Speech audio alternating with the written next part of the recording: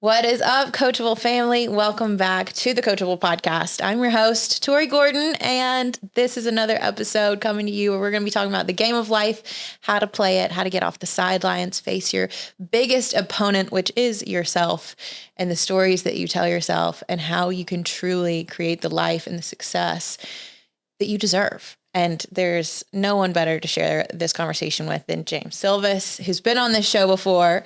He is an incredible transformational mindset and high performance coach, runs the Be That 1% podcast, a good friend and someone I dearly respect and admire, a man that truly walks the talk. I think that's one of the things I most respect about you, and the way you carry yourself in integrity and in an alignment, and you continue to push the edges of your own personal growth and refuse to settle.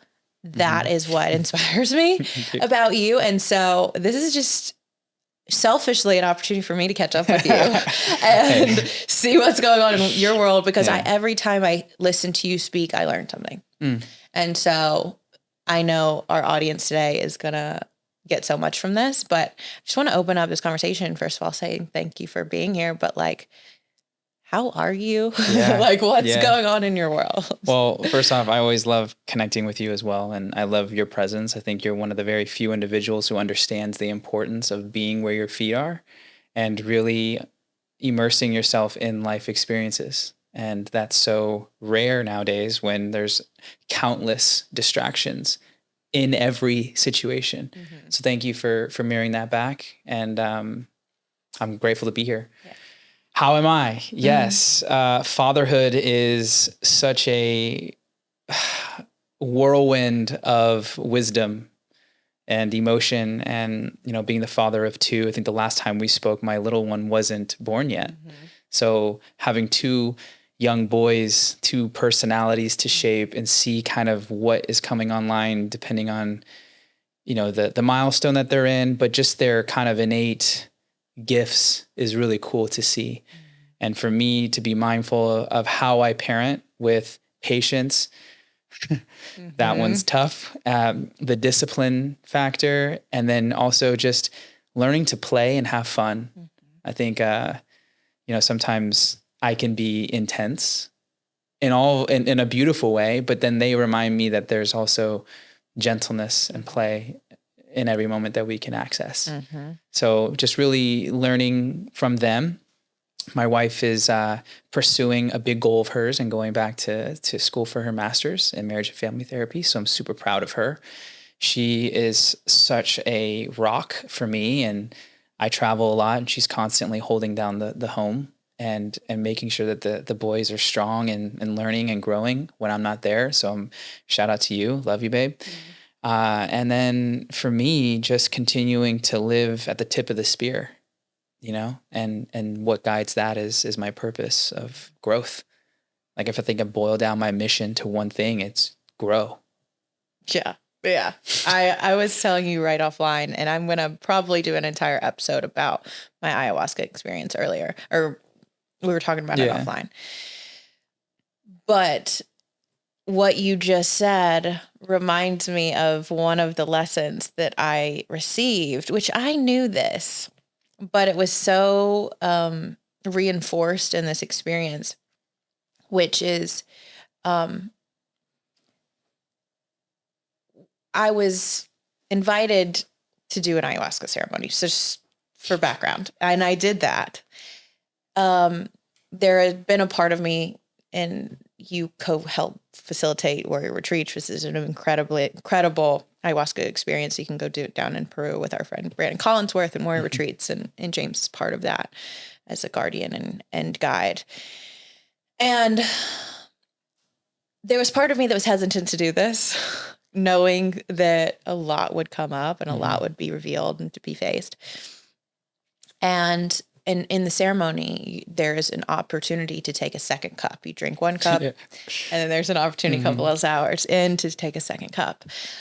And I was watching myself have this negotiation with myself the entire time of the first cup. I'm like, there's no way I'm going to take another cup. This is intense, And as the presence of ayahuasca came on, I could sense there was a lot she wanted to teach me. And it took a while for her to really come close. And I had gone in there wanting to, she showed me one that I can trust her. And I was like, okay, come closer. Well, the second cup gets offered and I'm like, shit, this is for me. And he was like, you'll know if it's meant for you or not. You know what I mean? And I pulled myself up off my mat, went up there, and he says, how was your first cup? And I said, it was good, but there's more. And I went back to my mat and I laid down and I said to a friend out loud, and this was me speaking, but it was not me speaking. And I said, I didn't come here to stay the same. And what you just said is like, my purpose is growth. I'm here to grow. It's like, we didn't come here to stay the same. Right. And it brings me to this idea of like how much we cling to the familiar and to what was and the past, and we resist change, and we resist the need to release and let go. And I'm curious, like for you, because you're so committed to growth, what has your commitment to that purpose of growth taught you about letting go of what was to step into what wants to be and what wants to come through? Thank you for that question. One thing that comes to my mind is, I think growth becomes a part of your life when your purpose becomes bigger than you. Because if your purpose is bigger than you, then you have to grow your skill in order to be of service. If it's not about anyone else except for yourself, then what's the point of pushing or doing more? There's really not. So growth for me is really a form of service. And the price that I pay for that growth is the sacrifice of discipline, of time, of resources, of discomfort. And I just know that embedded in growth are all of those elements. But on the other side of that discomfort is the new equipped version of me that now can handle greater levels of uncertainty, pain, and ultimately able to impact more lives.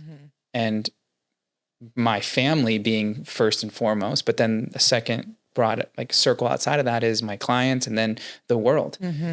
And so I just think about the gift of life and what life is. Embedded into life is change. And so if you're just spending your whole time resisting a constant, then you're always in conflict. But you're in conflict by choice, not conflict with what life will give you, which it will give you conflict. So you're already going to have the challenges that life throws your way, but then you'll compound that conflict by having the internal battle about what you should or should not be doing, what's right or wrong. And then that gets very messy, very loud, and can be such a big energy drainer. So when you just surrender to the fact that growth and progress is such a fulfilling thing that's tied to a purpose, I think you just start going on that path. It becomes easier. Yeah, because I think about what is the alternative to growth. If we're not growing, we're what? Yeah. Stagnant, dying, right? Some people say if you're not growing or dying. And something, I was listening to Wayne Dyer talk recently, and he was talking about how when we come into the world and we're little babies, we're supple, we're soft, we're plump, we have all this. It's like love is to people like water is to plants. We're like, we're tender and we're like flexible and all of these things. And then as we get older and we move towards death, which we all are, we get more brittle and we get more like stagnant and we get more stiff and we get right. And so flexibility is, and the ability to move and change and adapt and grow is conducive with life. Yes. Yes. And when we stop growing and we start to get stiff, we start to lose the life force within us, and it wants to move. It wants to move like water. And when you were just talking about that, it gave me this visual of like, which is something I've again I've learned, and I've heard Brandon talk about it a lot. I heard him say it the other day. It's like when we think of growth, we think of results. A lot of times we think of success. We think about accolades and achievements and money and things to show us, oh, look how much we've grown. Look how much we've changed and evolved, whatever. We think of growth as more. Oh, well, I grew my follower count. I grew my email list. I grew my bank account, right? More. And those are all what I think of as like the branches on the tree. It's like these are the ways in which it shows externally, but that is always a byproduct of the root system that is underneath the surface. Right. Talk to me about if we want to grow tall, if we want to grow success, if we want to grow big, freaking beautiful branches, how does that correlate to going deep underneath the surface? And what does that look like in your life? Like, how do you go deep with yourself so that you can grow tall? Okay. So yeah, let's break that apart. First thing that comes up to me is you can't outgrow your identity. So in order to have a big tree, you first have to believe that a big tree is possible. You may not know how, but you just got to believe that that is a thing. And you can use other examples to give you inspiration. You can have people share things with you that are unique to you that give you more belief in that. But that's fundamental. You got to have a belief that there's higher capabilities or capacity than your current reality. Yep. Otherwise, there's no room to strive. What does that look like? For me, it's asking myself, where do I think the edge is? And then going there. So I'm big with physicality because you can't ignore it. You've like gotten ripped. Yeah, thank you. Like, yeah, I had new level committed to your plan. I'm running 100 miles in October in 36 hours, something that I had never been done before. But the idea of an ultra athlete is really inspiring and also very challenging for me. So that is an edge, but it's in the edges that I get the best insights. And when I get the best insights, I'm a better version of me that has more knowledge and discernment for reading environments and helping people. So there's a desire to want to go to those extremes because that's where very few people are. And that's how I maintain the edge of the spear, right? So physically, it'll look like, where can I challenge myself there? In familial, everyday type of things, it's if Amanda or my kids are doing something that's super triggering for me or annoying, and I react a way that I'm not proud of, then the growth is, am I reacting in a different way the next time something like that happens, right? So there's that level of growth. Then there's mastery, like in the work that I do, in listening, layers to listening. You know, like for example, I was in Peru, as you mentioned, for warrior retreats, and I was sitting on this hill overlooking this beautiful valley, and I was listening to the birds chirp. And the birds are different than here for some reason. Like they're just louder and they're higher pitch. And I was like, wow, where I live, there's not this many birds, and they don't sound like this. And I was sitting with they call him a shaman, but he's really just a very aware human being. And I was like, man, your birds are beautiful. And he goes, yeah, what's interesting is if you're come here 4 months from now, they'll have a different sound. You're listening to the birds that are happy because of the time of year. There's a lot of food going around. But 4 months from now, then the seasons change and the food's not so available. So the pitch is different and they're not as active. And I was like, wow, that's like layered of listening, right? That requires massive observation. But like there's a level of deepening and growth just in that one skill. Presence is another. How can I maintain complete attention and absorption in a conversation and not allow my mind to wander when there's other pressing things happening? So these are the little questions that you can ask yourself, is how much of me is where I am? Yeah. And I think if you do that in areas of your life, you'll just naturally find more information that naturally leads to growth.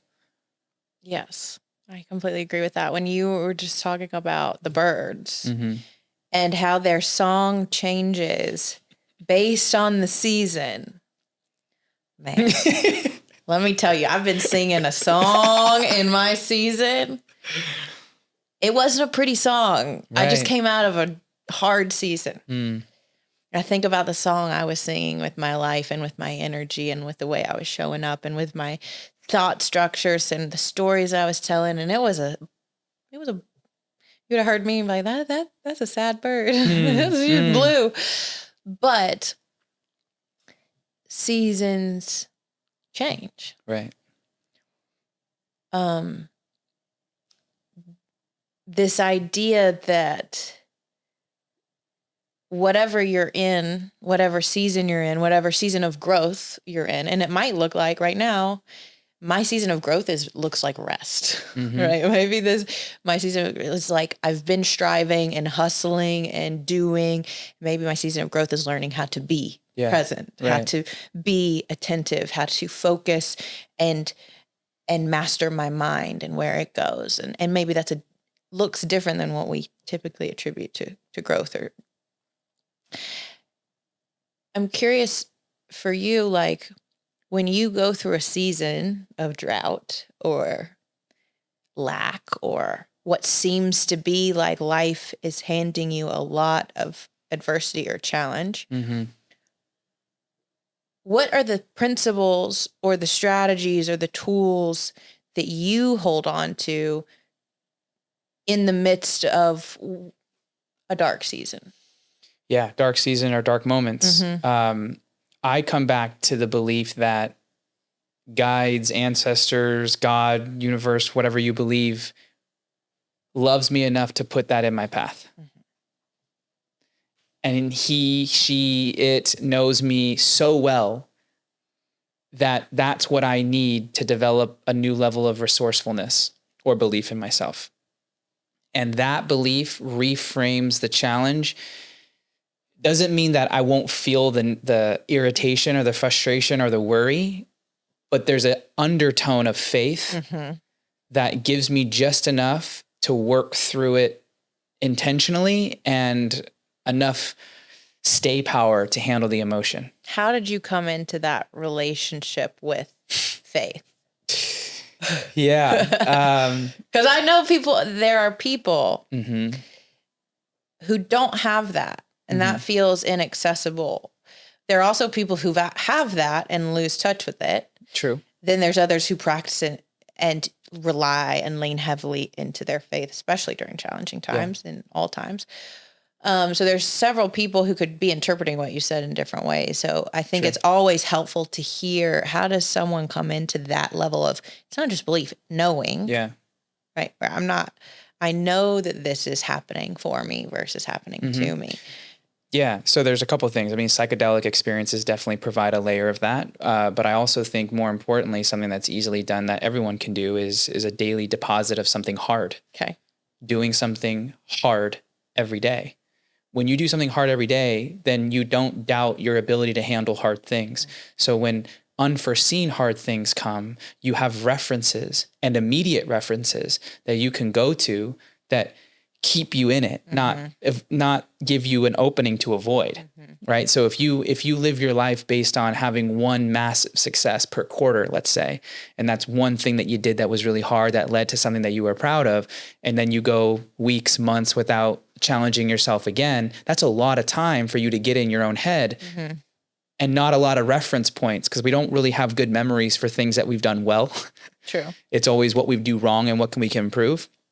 So by doing something daily that you're proud of or something that is hard, that serves as a really strong anchor, not just for that day, but even for tomorrow or a few days from that moment that you can pull back and leverage. Yeah. That's something I do. I love that. Yeah. Well, and it also develops this inner confidence in yourself, like this strength that, like, whatever I'm asked to face, I've got a list of evidence that I've, can get through this. And one of the things I always say is, like, when I'm in that season, it's like, I have survived 100% of my hardest days. You know what I mean? I can get through this. I'm curious, like, for you, talk to me about a time when your faith has been tested. In 2019, so I'll back up to 2014. That was the last year that I worked in the industry in Las Vegas. I worked at Wet Republic, crazy time. Represent the industry, folks. You know? Wild experience. Glad I did it. Also glad that I'm out of it. Sure. But that was the catalyst for me to do what I'm doing now. And then I, left that secure job and went door knocking and found business and built what I have now. One of the first businesses that I had as a client was a timeshare company where I was the in-house performance coach for 4 years. And, I was able to help them grow, build a really strong culture, make additional revenues, all that. And then there came a moment in time where the values were no longer in alignment, and what I wanted to do, they weren't ready for / didn't want. So there was a natural clash. And that was a really good amount of money that was consistent and provided security for me and my family. We didn't have kids at that point, but just overall life security. Yeah. And then I went on warrior retreats, right? And this thought said, like, you gotta take the leap. Otherwise you'll never know what you're capable of. And it's going to be scary because you're leaving around like a massive amount of money on the table, but you got to look at, if you stay, what the risk is. And the risk is you'll lose that vitality and life force. You won't have that same passion for the work that you're doing. And I had already started to feel that. So then I came back from this trip. I wrote up the email. My arm was shaking as I was ready to push the send button. And then it was sent. And within the 30 minutes to an hour, someone emailed me back and was like, oh, let's talk about this. And then some negotiations began. And I was like, it just ended up not working, right? So then I left. And it was the scariest time, but also the most freeing time, because now I could do anything that I wanted. I had the time to allocate towards something. And in the period of 3 months, I replaced that income and more from multiple avenues of the business. I created the sports side. I created a direct selling side. I created this corporate side, and all these things came online because I created the space to, but also I had the courage to jump. And that was a frightening time. It's interesting because faith isn't required when you're in the familiar, faith is required when you're stepping into the unknown. You're in uncharted territory, right? Right. And I love that story because I've lived that story. I remember writing and having that resignation letter sitting on my, desktop for 2 weeks and sending it and pacing around my house and say, what did I just do? And then immediately flooded with, wow, I'm so proud of myself. I've never had more courage than I do right now to do what most people will never find. Exactly. The courage to do. And then there was all this possibility that came through. But that wrestling that you do with yourself is real. Like, there is a real negotiation that I think people have to have with themselves when they are considering stepping into the unknown of any kind, whether that's leaving a relationship, telling someone they love, I love you, starting a business, moving across the country, whatever it is. And you're like, what's going to happen? And we want this guarantee. We want to know what's going to happen. Right. And life is like, I remember I left a relationship, packed all my stuff up, put it in storage, decided to travel cross country. And I'm sitting in the car outside of a Chipotle before I'm about to get on this long road trip across country. Not really sure where I'm going. Don't really have a plan. Just know I'm leaving into the unknown. And life, God, source, whoever, slaps me across the face with the same lesson that I've been taught so many times, which is the same lesson I got again in ayahuasca as I drank the second cup, is, how much do you trust me? How much do you trust me?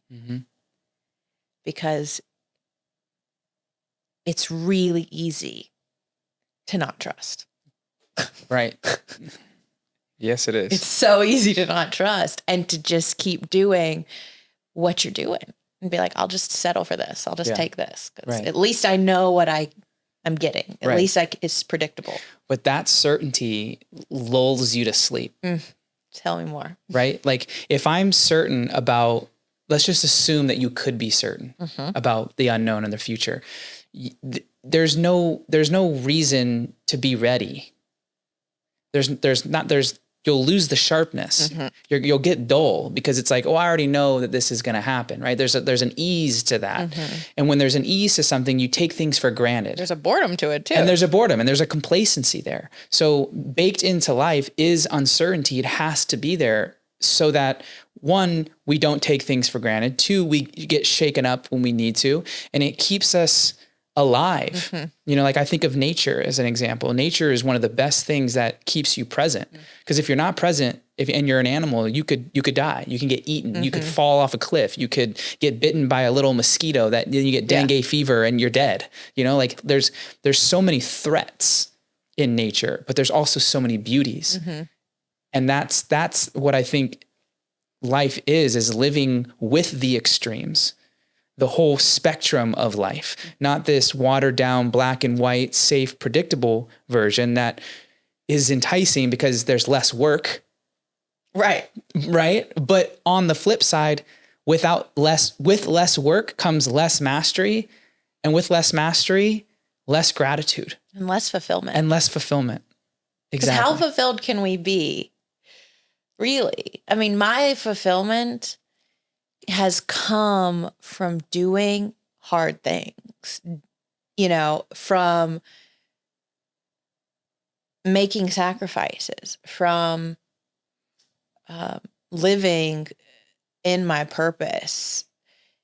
And that feeling, the ache of unfulfillment is real. Like, and I think this is one of the number one reasons people are addicted. And we're numb and we're distracted because we don't want to feel the ache of how unfulfilled we are. You know? Right. And so part of this is like, also everything you're saying is like, this is a masterclass in how do you live a fulfilled life and find deep soul level satisfaction in who you are. You can't get that when you're just you're like playing t-ball. You know what I mean? Like, but you're like proud of the fact that you're a master at t-ball. You're like, oh, I've got my ego, but like I'm playing with little children. You know? Exactly. You know what I mean? Exactly. How we got to level up. We do. We got to level up. There's so much to experience in life, and the more you can look at it with that lens, that everything is a teacher, then the more fun it becomes too, because you realize there's never a dull moment if you're awake. The conversation that you have in the Starbucks line with someone that can change the trajectory of their life, the moment you catch of your kids looking at something for the first time and the excitement that comes on their face, right? The moment you stand firm with your boss and you enforce a boundary when normally you didn't. Those moments, that's life. So how can you say you want the best that life has to offer if you're not willing to pay the price of that discomfort to even get to those moments and then squeeze them for all that they have, the light and the dark? Yes. Well, it also requires you to pay attention. Like you were saying, presence, be here. You got to be here for it. Right. Because you can be in the Starbucks line and completely miss that magical moment with that person because you're caught up on your phone scrolling and you're completely disassociated and you're just wasting time. You know what I mean? Just to wait till your Starbucks order comes through. But I get, it's like, am I willing? The thing that just came to me is like, you know, if you get on, I don't know, Instagram or you get on iMessage, it used to have like a little green dot when someone was online, or it would have a yellow dot if someone's like idle or offline. How many times do we interact with people who are just idle? They're not online or they're just completely offline. Right. You know what I mean? But having that green light is like of your awareness and your attention and your presence. And you're like, I'm here. I'm interacting with you. There's been so many times where I have been idly passing like through my life and how much I miss. Yeah. You know, but I think there's I was doing that because I didn't have a connection to how I thought life was just hard. I didn't think life could be that good. I didn't have the perspective that all of this is perfectly working out for me. And even the hard moments are teaching me something. I had a completely different mindset around it, right? It's just more like victim-y, poor me. This is hard. Why do I have to do this again today? I have to go to this job and blah, blah, blah, blah, blah. And so, I want to be idle. Right. Because it's easier. Yeah. And you don't have to feel the boredom or the frustration or the depression or the anxiousness. Right. You just numb out. What do you think is required for someone to go from that to living aware and awake and to those moments that you were just talking about? Like, what is that journey for someone to go from, I don't want to feel these things, to, is there a mindset shift that has to happen? Is there an identity shift that has to happen? I think it comes down to like love and trust, love for self and trust for self. It takes trust in oneself to be fully present, that you can handle what the moment has, right? And it also takes love for yourself to allow yourself to feel all that life has to show. So every moment is really just a moment and an invitation for you to say, do I trust myself enough to allow myself to be fully here? And do I love myself enough that if I do that and make a mistake, that I still love myself for putting myself out there? And if you do that enough times, then you're gathering the data necessary to know what direction is best for you, because you're fully where you are, which is going to give you the inclination of where to go. Yeah. You know what I mean? And when you operate with love, I no longer need anything from you. I'm not going into situations seeking validation or give me. It's how can I learn from you? What can I do for you? What do you, what can we co-create together? I literally was having this conversation in the car on the way here. Yes. And what came up was around someone who's considering re-engaging in a relationship with a family member who's been really hard. And in the past, they've disengaged and kind of distanced themselves. And this desire to potentially re-engage and heal some of that relationship. But the fear of, what if I'm disappointed? What if I'm disappointed? And the thought came, which is what you just said, is like, when we're coming from love, it's like, I'm not coming with an expectation of you to give me something. I don't need you to give me anything anymore. My childhood's my childhood, or my whatever happened in the I'm not looking for you to fix that. Yeah. I'm just looking to potentially see if there's something we can co-collaborate on and co-create now. Exactly. And that's scary. But most of us go in with the list of expectations. Right. Because we have to feel prepared for something. And our brain is a prediction machine. So it's constantly sifting through the data in the environment and then making predictions about what could potentially happen in that environment to protect myself. Right. So that safety is the most important thing. Survival technique, 100%.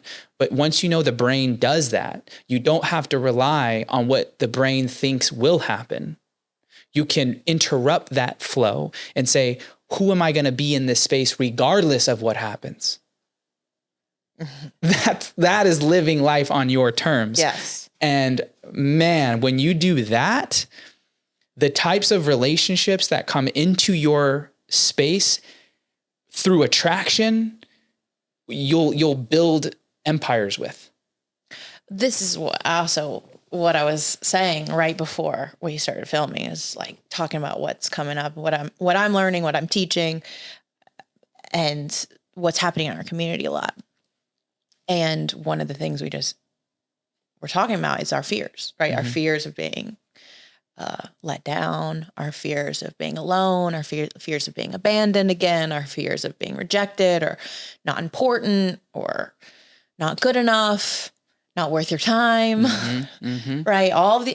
And the other night after ceremony, I've been just like taking time to really integrate a lot of what I'm learning, because the lessons keep coming. Yeah. The more you open, the more they come. Keep coming. And the thing about ayahuasca is it opened this conversation, with me and this great spirit, this great energy, Mother Nature, like all of it. And the beautiful thing about the medicine is you can commune and conversate with it. Absolutely. And I've taken that outside of ceremony, and now I'm just talking to God, the universe, and I'm in this constant kind of state of prayer where I'm conversating with life. I'm like, oh, that's cool. Well, this is coming into my experience now. What is this about? Teach me about this.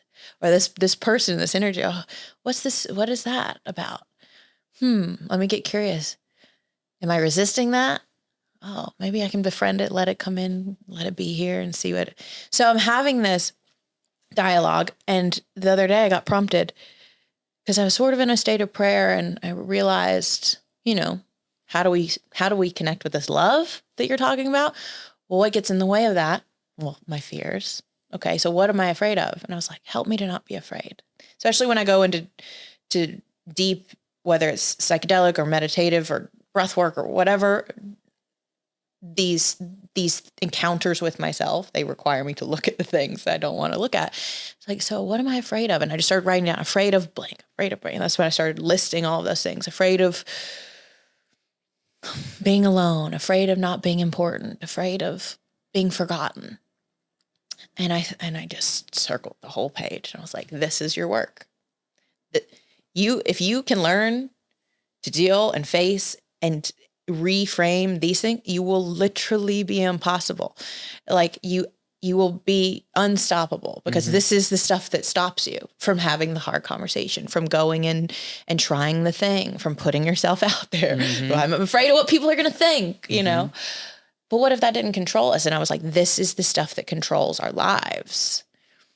But you were just talking about that's living life on your terms when you don't let the things you're afraid of control you. Yes. Right. Yes. Any tips for people on that? I think I found this quote recently, and I posted it earlier. Says actions reveal priorities. I saw that you posted it and I've saved it. Yeah. And I instantly loved that, because you can front about what you believe and what you stand for. But the beauty about action taking is that it's data. So you may think that you're integrous in business, but your last action item of saying one thing and doing another is proof that there's not integrity or alignment with what you believe. And as long as that continues to happen, then there's always going to be a fracture in the energy that you show up to a space with, because your conscious and unconscious mind aren't in congruence. One wants one thing, the other wants another, right? So there's always a separation. Well, it's like, I want love, but I want to protect myself. Exactly. I want right intimacy, but I want to hold on to this grudge or this wall or this story. Right. And let's go with the love, protect, right? Like here's what I choose to believe. I choose to believe that I came from love, born from love. Yeah. And there's no, if I'm born from love, then why go seek it? Right. And granted, I grew up in a very loving family that helped for sure. So someone could say, well, you were born into that. Other people were born into much harsher conditions. Of course. True. And don't let that be the reason why you don't find that love and come from that love. The protection thing that's the overthinking, the overanalysis. Sometimes we can trick ourselves that we're growing because we're thinking about what we should be doing and hypothetically working through scenarios, and live in that imaginary world where nothing in reality has shifted, but the mind thinks it has. And it's spinning energy as if it's doing something. Right. Exactly. So we're living multiple lives in our head, but that's the beauty about action, is action cuts through all of that. And so when you get clear on what action you need to take, in this case, entering the relationship when the fear is the highest, the action being getting into the relationship, assuming that there's values that align and all those other things, then that loosens the grip that fear has on you. And that's where you become the guider of what you want, as opposed to your default programming running the show in a very default way of living. So true. Because I saw it. I've been getting so many like metaphors and like it coming to me in like visual pictures. And I as soon as I read my fear list, I'm afraid of blank, I saw them as chains literally attached to me. Like, these are my shackles, and freedom comes as a result of unchaining myself from these fears. And we all say we want peace and we want freedom and we want happiness. Yeah. And I was like, okay, well, if I want to be free, these are the things that are keeping me enslaved and entrapped in this prison that is my mind. Yes. The opponent, the prison, is me. Manufactured by you. Yeah. Yes. And the peace thing, like, I want peace. People think, oh, well, in order to get peace, you can't have conflict. I got to be conflict free. It's actually a lot of those people. Right. It's actually, no, peace comes from your ability to know that you can handle conflict. And then that's it. That means that no matter what happens, I know I'm going to be okay. Therefore, I can have the peace of mind that wherever I go, I'm divinely guided, I'm protected, I'm equipped, I'm upgraded, I'm ready, and we'll figure it out. That, you guys, if you can tap into that, not just his words, but the energy of which he just said that, you will walk through life with a level of groundedness, rootedness, because you know this thing's not going to knock me over. This conflict, this conversation, this news, because you're rooted. The root system is there to hold you up when the winds come. Right. You know what I mean? Right. And that is such a beautiful way to put it. It's like your peace is not based on not having conflict, but your ability to withstand and deal with and to handle it when it does. And that is like, so many of us really, really struggle. I mean, we live in a culture of avoidance completely. It's just like, don't go there.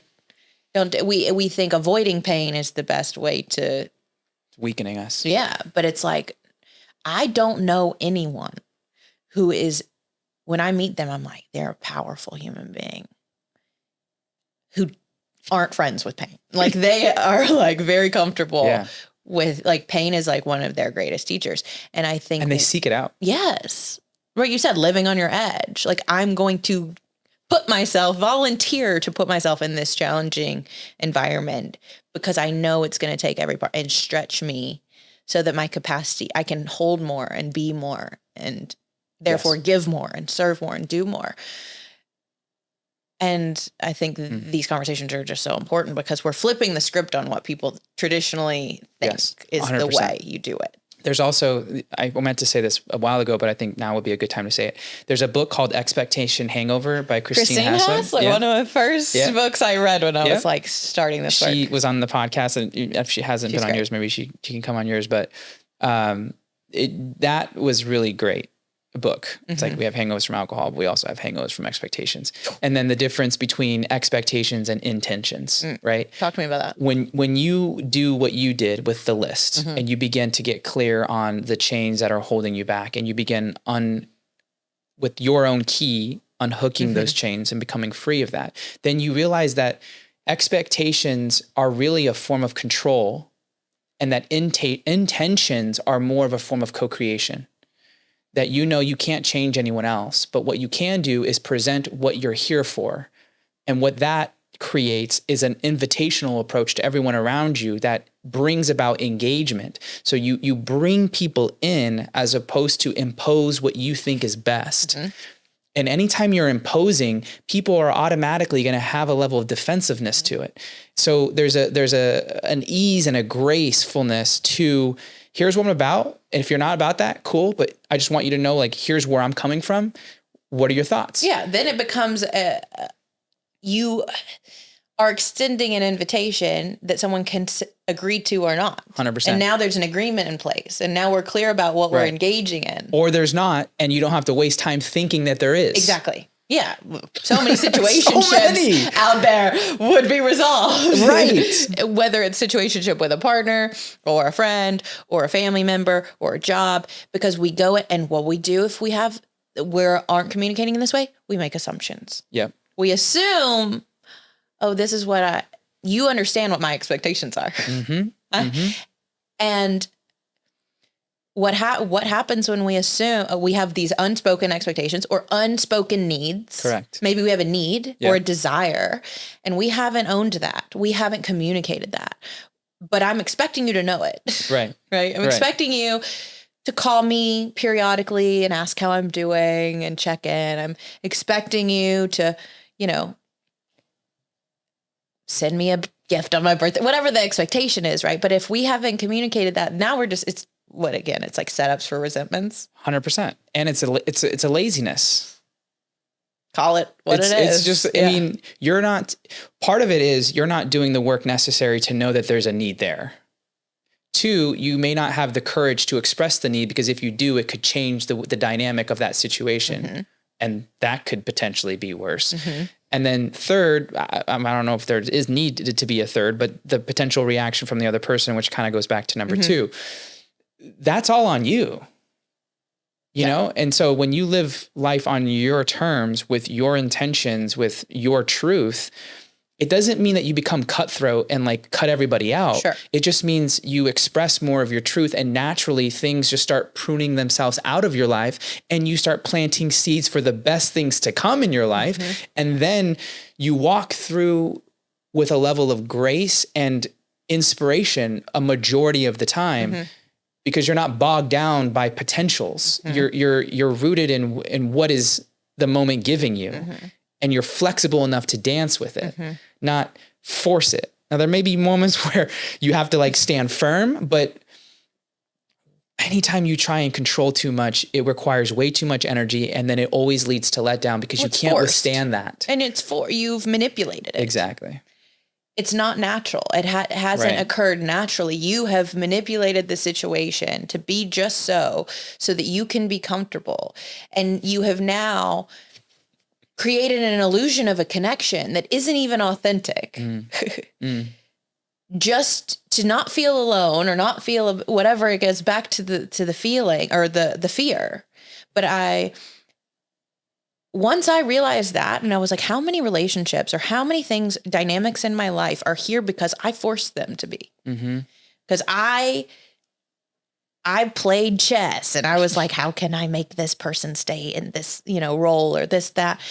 And I'm like, then even when I have it, it doesn't fulfill me because I know it's not real. Right.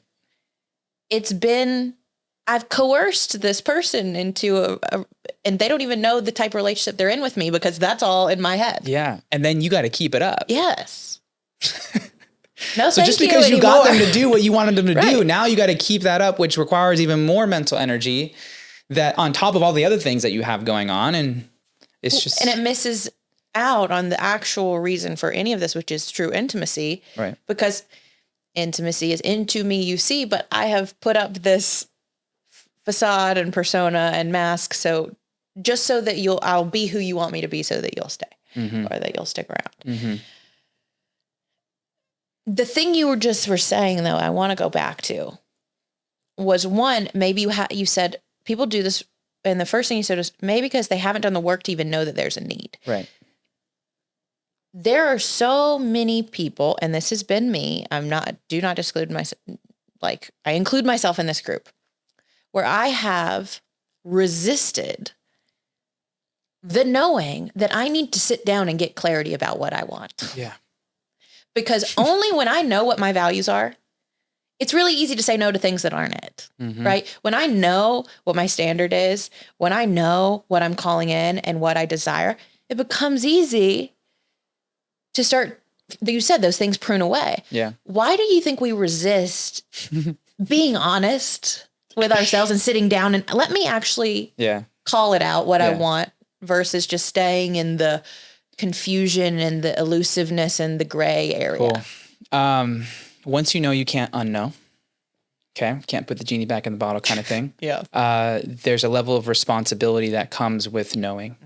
and there's discomfort and it shakes up what you're currently doing. So there's a level of disruption. Because what are you going to do about it once you admit it? I mean, yeah. And when you admit, you may already know, but like until you really know or say it out loud, it'll be different than maybe you want to be perceived or you want to view yourself. You know, so if I view myself as an upstanding citizen, but the truth that I kind of know is lingering there, but I haven't identified, is that I'm actually not, because I'm mean here and I do that and I don't support this. That's going to be, again, disruptive to the identity that I want to be true. Mm-hmm. But now I have conflicting evidence that that's not the case. So then all that I've tried to live up to is going to crumble. Mm-hmm. And then my self-worth or my just value will, mm-hmm. The idea might be that it plummets. Mm-hmm. And I would say that, yeah, and that's necessary so that you could build back correctly. Right. Because right now you're built on faulty foundation, and the moment a really strong wind comes, you're gone. So either you be gone on your own terms through your own self-crumbling to build back stronger, or you allow some external thing that you can't foresee and you don't know when it's coming and probably won't happen at the time that you want it to happen, mm-hmm. blows everything up. Yeah, it is, again, the visual picture I got. I don't know why. It's like if you're putting together an IKEA dresser, mm-hmm. and you don't look at the instructions and you're like, I'm just going to go for it. And you're like, this thing is wobbly. It's not, it's like barely hanging. But you're like, I don't want to go back. I've spent all this time now building this thing, building this persona, this identity, the way I think of myself, the way I've spent so much time making sure other people see me this way, right? To be honest, that maybe mm-hmm. that's not really who I am, or that's mm-hmm. not really what I want. I don't want to take it all apart mm-hmm. and go back to the beginning and look at, okay, what am I architecting? What am I designing? Yeah. But you either risk living your whole life with a rickety dresser that never lives up to its purpose, mm-hmm. that never can't hold your TV, can't hold your shit. Right. You know, the bottom of it's falling out. It's like, it might look good, it might look presentable, but it's not useful. Yeah. Yeah. It might look presentable to the guest that you have over for 3 hours, but if that person moves in and lives with you, then be like, bro, what are you doing? Why haven't you fixed this? Right. And that's what happens when people get into a intimate relationship. 100%. And you've presented this version of you, and then they get closer and like, what is this? They do just enough work to make it look okay. Right. And that's the illusion that we a lot of times get ourselves into, is presenting one thing, but it not being what it really is. Mm-hmm. And that's the importance of doing the inner work, where it's solid all around. Mm-hmm. It doesn't matter what room it's in. It's going to hold, and it's going to be sturdy, and it's going to last. Yeah. And like the older I get, the more legacy becomes more important, because I want the world that I help create and influence be better for my kids. But also I want to know that the work that I've done my whole life lives beyond me. Like there's something valuable to that. Mm-hmm. And in order to build something like that, you have to have a long-term way of thinking, and you have to develop some sort of mastery in whatever craft that you want. And it doesn't happen overnight. Nor should it. It shouldn't. It's like, this has taken time. Like, I don't know how long it took freaking, I don't know who painted the Sistine Chapel. Michelangelo. Yeah. You know, it didn't happen overnight. He was meticulous. He was precise. Paint in his eye, back cramps. Literally, but showed up every day to put a little bit more work in. And then over time, now we're sitting around admiring this man's work, taking it in for all of the beauty. It lasts for centuries, and it will be remembered. Mm-hmm. But we want this quick, fast success, this fast, like, we want it now, and we're not. And I think your level, like what I so admire about you and what you get, and everyone I know who's succeeding and making an actual difference in the world, and that will go on to outlive them, is a commitment to every day, like doing something hard. Get mm-hmm. every day, putting in the effort. Climbing the mountain. It's just like. People want to get the helicopter ride up to Mount Everest or whatever, right? It's like, you wouldn't even be able to hold the air that's up there, because you're not. You haven't acclimated. Exactly. You haven't. So, I mean, you could look out at the view and then pass out if that's what you want, or you could step by step, appreciate what that mountain has to offer and all the nooks and crannies of what it took to get there. And then when you get there, it'll mean so much more. I posted this a couple weeks ago, or I can't remember when, not that long ago. But it's this story, and it's like this visual, like kind of meditative visualization that you can do, which is like, imagine that as soon as you thought about something, it appeared. You could think, oh, I want this car. And there you have it. The car appears. Oh, I want this girl. There she is. Oh, I want this house. Oh, I need a new computer. Oh, and everything is just created just like that. All of a sudden, it wouldn't be fun anymore because you're like, I have all this shit. What? And it won't stop. And everything is just coming to me. And eventually you're like, I don't need more stuff. I don't need, like, I have enough cars. I have enough. And what you find is you would rather take away that superpower. Because there's actually something in the putting forth of effort in working up to something. Yeah. The acquiring of something that takes the effort and the pain and the sweat and the tears and the diligence and the commitment. We actually find that it's in that process that we actually are able to appreciate the thing that we end up receiving on the other end. I shared this on the podcast when we did last time, but I think it's worth reinstating here. Dr. Phil Stutz, the documentary, the Stutz, it's on Netflix. It's Jonah Hill's psychiatrist or psychologist. Talks about life's 3 truths. Like no matter who you are, age, demographic, how much money you make, where you come from, doesn't matter. If you're a human, you're going to experience these 3 things. Can't get out of it. Pain, uncertainty, and work. Pain.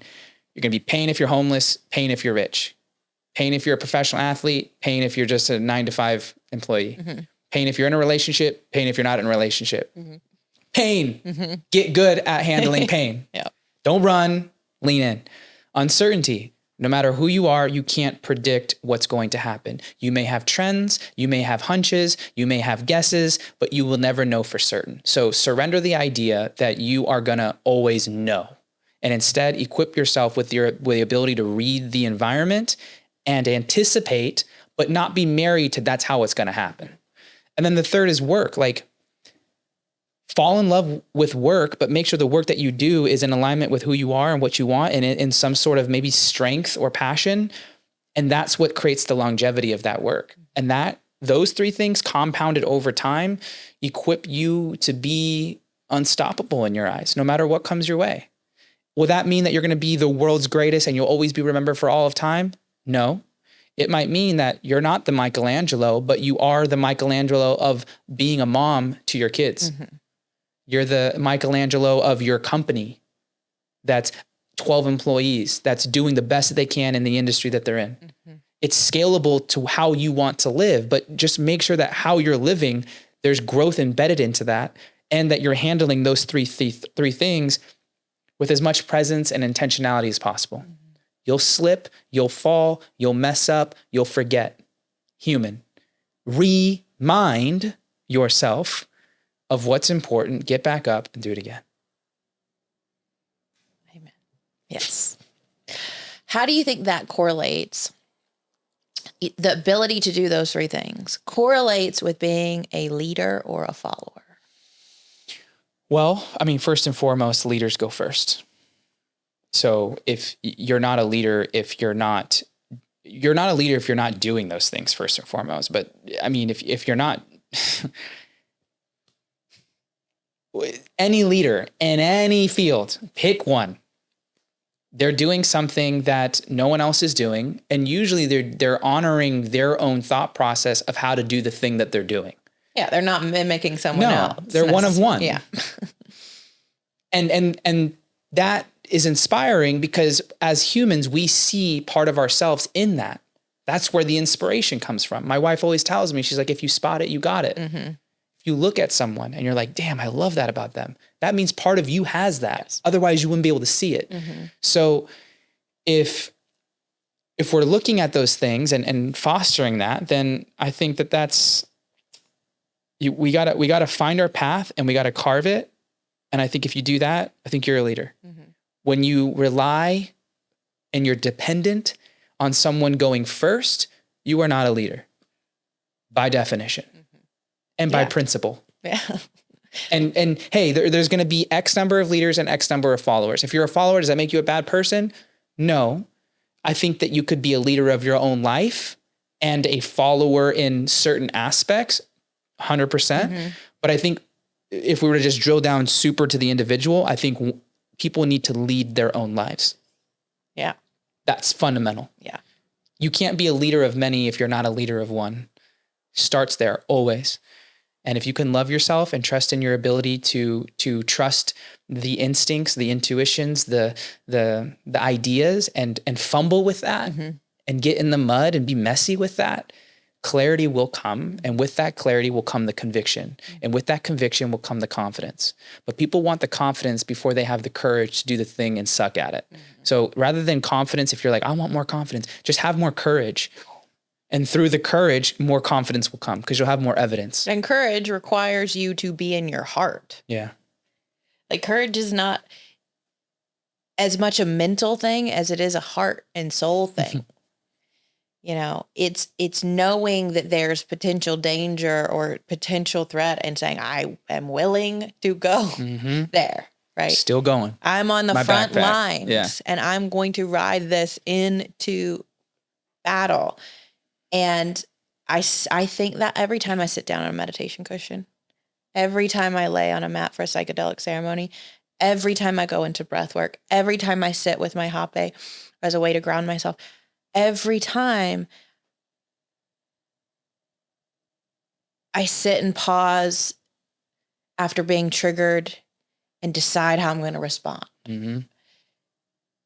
It is me getting on the freaking horse and riding into battle. And it's done on, it is a personal thing. You know if you're doing that or not.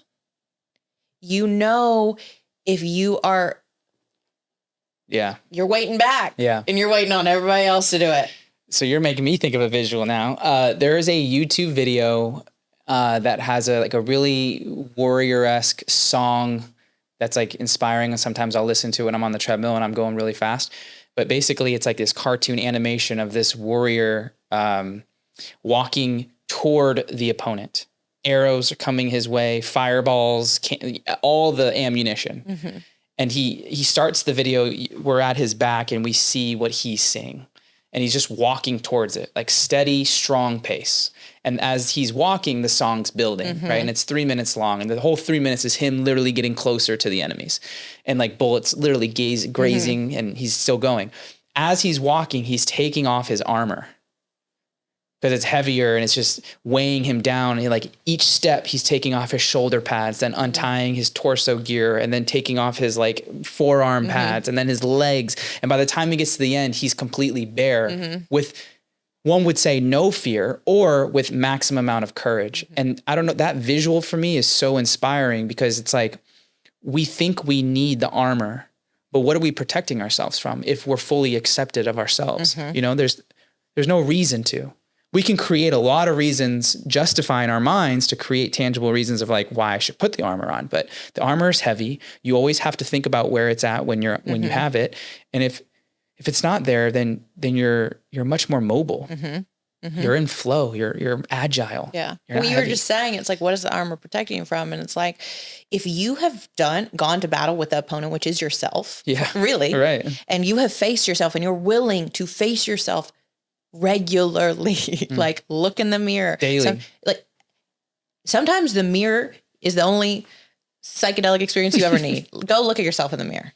Yeah. Spend some quality time looking into your own eyes and hearing all of your own judgments and sit with that voice and then allow that divine inner love to come in and speak over you too. But it's like, one of those pieces of armor is, I want to protect myself from someone else's judgment. Well, I'm only at risk of that if I believe their judgment. It only hurts me to the degree that I believe what they said is true. Right. The story. And if I know who I am and I trust myself and I'm in integrity with myself and I know what I want and have a standard for my life. Whatever you say doesn't rock me. Like your judgment is what it is. It's like nice for you to have an opinion, but like, I'm good. Yeah. You know what I mean? It doesn't affect me in the same way. Right. It may sting, but it doesn't cripple you. Yeah. Yeah. I mean, that visual of just being willing to walk into that place, because what you find is all of that threat, all of that quote unquote thing that you think is going to kill you, it's like, is all made up in your mind. Really. It's like, we're not going to die. Right. We're not going to die if we allow ourselves to feel that grief or to feel that pain or to, feel all of the ways we've judged ourselves and all the ways we've criticized ourselves for not being enough or not doing enough. And you're like, part of that de-armoring is also allowing yourself, like, even if you give yourself love, how do you access that when you've got all of that built up? Right. How do you how do you access it? And then how do you share it? Because the prison you create, the force field that you create, like we went to Italy one time with my wife for our honeymoon, and I looked at these castles, amazing castles, and they had these like walls around them. And I was like, that's really cool. It keeps the intruders out, keeps them safe. And I'm like, well, it also keeps them trapped in. You're fortified. Yeah. I mean, but right. From the inside and the outside. So, you can't build that without feeling some level of restriction, and life is meant to flow. Absolutely. So, absolutely. What else, if anything, are you thinking about, wanting to share, excited about working on? Something that is coming up for me that I've been thinking a lot about is this quote, do simple better. And I think it's easy to hide in complexity. We can complicate things. There's so many avenues we can go on. It isn't until we get super simple about what's needed that action can then happen, but then also results can start happening.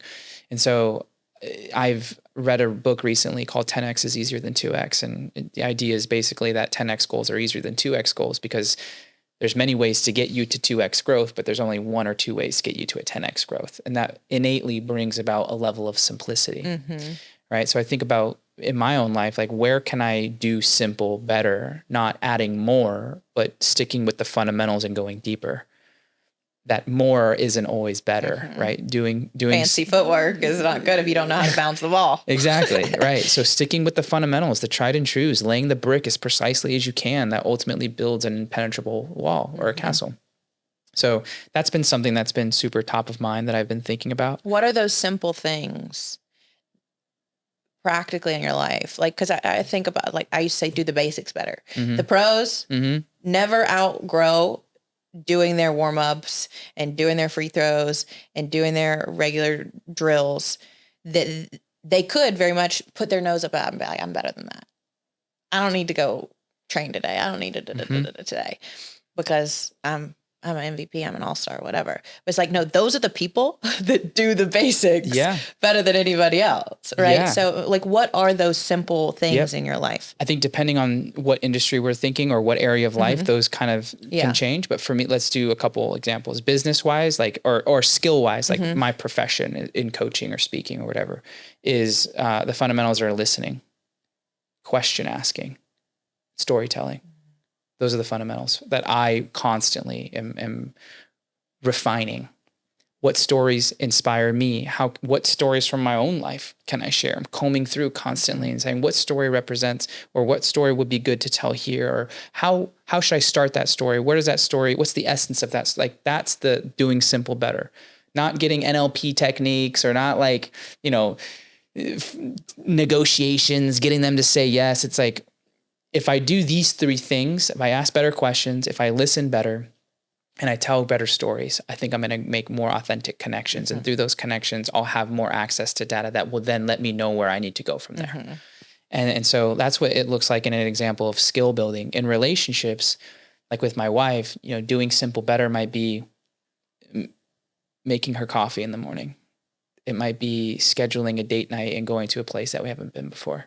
It might be regularly booking her nail appointments or massages, like these little simple, small things that are easy to overlook, but making them more magnified and bringing more meaning and intention to them and the story behind why I want that for her. Yeah. That would be an example of doing simple better. I love that. I want you guys to think about, like, what are those in your life that maybe you're like, and for your regular connection practice yourself, it might be your journaling practice, your meditation practice that, like, so often we're like, I can skip that today. I'll do that later. You know what I mean? Or just when you're at a dinner table, putting your phone on silent and putting it in your bag. Yeah. You know what I mean? And being fully there. What are those things that it's not overly complicated? It's super simple to do, but you tend to neglect or put off or make an excuse around. Right? Because we tend to make excuses around these things most, but they also are the things that give so much flavor and depth and richness to our lives. It's like, sometimes I just need to go back to the basics. You know what I mean? Because sometimes we overcomplicate it. Yeah, like you said. All the time. Like, I need the new technique and the new technology. And that gives you an out if you think like that. Right. It's like, you're not executing. Oh, I'm not executing because I got to learn this. I got to do that. It's like, there's so many things that you got to do that gives you such a good, no, that's not even good, but it gives you a reason to not do the thing that you know you need to do. That is so simple, staring you in the face, but maybe the fear around it or whatever, like, you just time you're not creating for it. Like, that's the thing you need to do. Yeah. I mean, I think of some of the clients I've worked with in the past, and they're trying to start to use their voice and bring in more clients and develop, this new business or whatever. And they're like, well, because I don't know how to create reels yet, I got to figure out how to create reels and figure out how to be confident on live and and I've got to have so many of my content already figured out. But I'm like, you could just go to your phone book and call somebody and let them know that you're starting something and you would love their support, and let them know what you know what I mean? Like, low barrier to entry. Right. You don't have to overcomplicate it. Go call on the 50 people that love you and tell them about this thing you're doing and enroll them in your vision versus, I need to go figure out how to do X, Y, and Z. Like, vision is another thing that I've been really fascinated by. Just how vivid, how potent, how big is the vision. The bigger the vision, for me, the better quality you're able to get. Really good people are inspired by really big visions. So if you want better quality people in your life, have a better vision of yourself and what you're doing. Yep. But take time to dream. Yes. Take time to drop in. And what is that vision for your life? Allow yourself, give yourself the gift of wanting it. Don't be afraid to want it. Don't be afraid to be committed to it, because it's like, sometimes we're so afraid. We're like, I don't want something so badly because I'm afraid I won't get it or I'll be disappointed. And I used to play small that way because it's like, I don't want to give all of myself to something because what if? So I would sprinkle my eggs in a bunch of different baskets and I would never get full anywhere far. It's like, dare to care, dare to see it and get involved, emotionally involved with it. And that's what's going to, give you the motivation and the inspiration to wake up and do something that might be hard that day. Yeah. And you'll be further along and you'll know what to do when you get to that point. Absolutely. You're amazing. Thank you for always having me. I appreciate you, your codes, your wisdom. It is so refreshing, so uplifting, and so relieving to know that there are people who are not full of bullshit out there, honestly. And you guys, like, that's the point of this show, is to show you, like, we don't talk about this because it's fun. We talk about it because it's real, because it works. So my invitation to you is, if any of this landed with you, don't just listen. Knowledge isn't power. Applied knowledge is power. Use it, practice it, implement it, and see how your life transforms. As we talked at the very beginning of this show, we're like, faith without action, or, you know what I mean? Belief without action. You can bullshit people on your beliefs. Right. Your actions are going to show you. Yeah. Last thing I'll say is, you don't learn until there's behavior change. So, like, if you can understand something, but until you act on that knowledge, applied knowledge, and your behavior shifts, That's where the learning is. Yes. Yes. Yes. Yeah. Yes. Yes. Let us know what you're learning. Let us know what you're implementing. You can always screenshot this, share this with a friend, tag us on social media. Let us know where they can find you in your corner of the internet. Yeah. Easiest way is Instagram. That's where everything's at. Podcast, website, all that stuff. James_Silvas, Silvas. Thank you for listening. Thank you for being here. Thank you for supporting Tori and all the work that she does. And I think the biggest thing that you can do while listening to this, after listening to this, is really just deciding to be you and speak your truth. There's no greater gift that you can give to yourself and to everyone else than by doing that, because then you unlock other people to do the same thing. So I appreciate all of you. Thank you. Much love.